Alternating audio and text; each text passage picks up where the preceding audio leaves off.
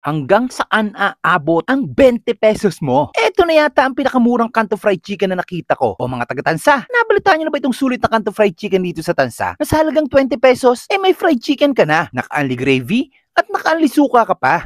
San ka pa? Nabalitaan mo na ba? Kung hindi pa, ay tara! Banatan na natin yan. Let's go!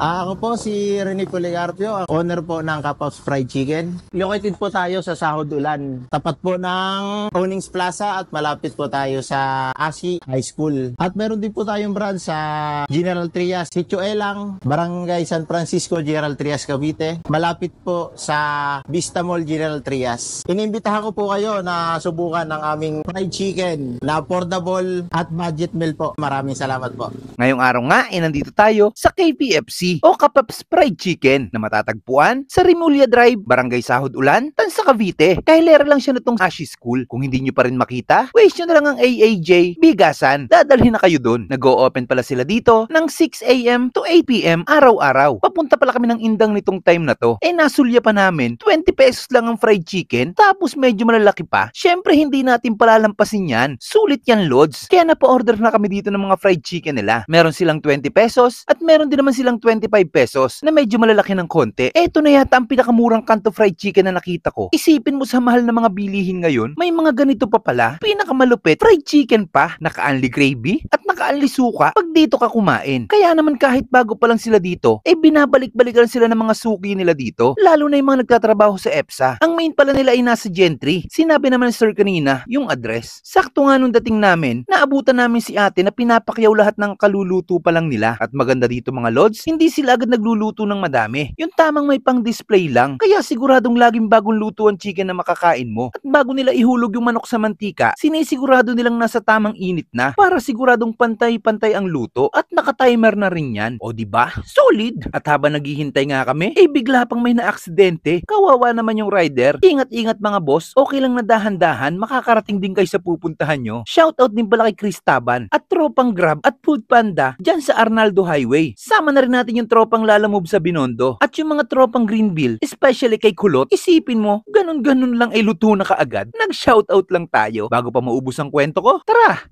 kain muna tayo. Ay mga kabangers, dito tayo ngayon sa Kapaps Fried Chicken dito sa Tansa, dito sa Barangay Sahod Ulan. Malapit lang dito sa Ashi School. Nag-order tayo dito ng nila, one piece chicken, 25 pesos, ganyan kalalaki. Tapos ito yung 20 pesos nila. Ayan, sulit na sulit na. Ang rice nila 15 pesos, only gravy, only suka na rin. Tara, banatan natin. Ito, kain tayo. Only yan. Tayo.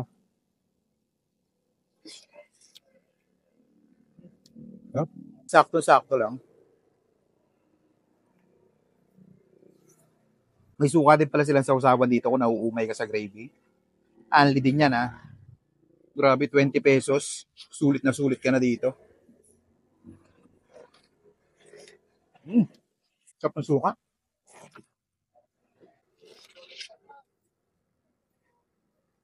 Pwede mong isabaw yung gravy kasi hindi ganun kaalat. Solid.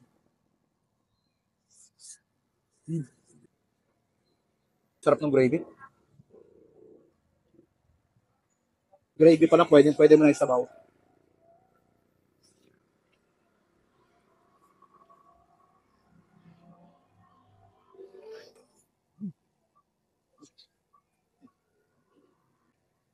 Talagang sasagarin mo hanggang buto Suka.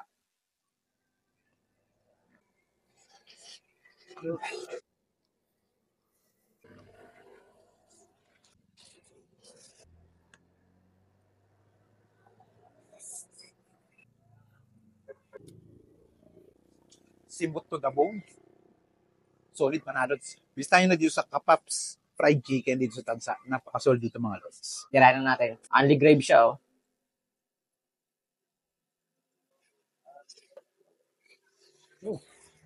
Sarap ng gravy nila. Yung spicy gravy nila,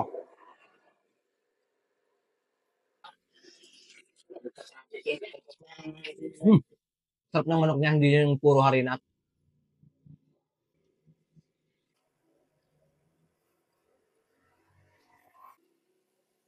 Tapos mga sa suka. Sarap din ang suka nila. Ali din yun, ali suka na rin.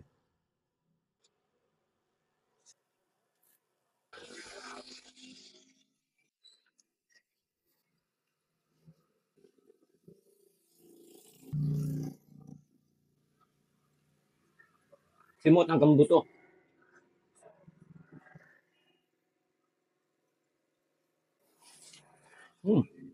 Panalo.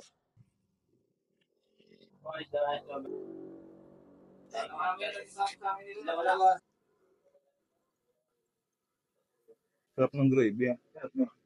Hindi maalat.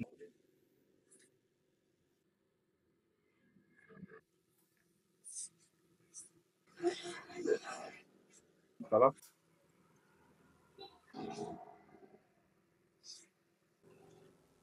Sabaw natin.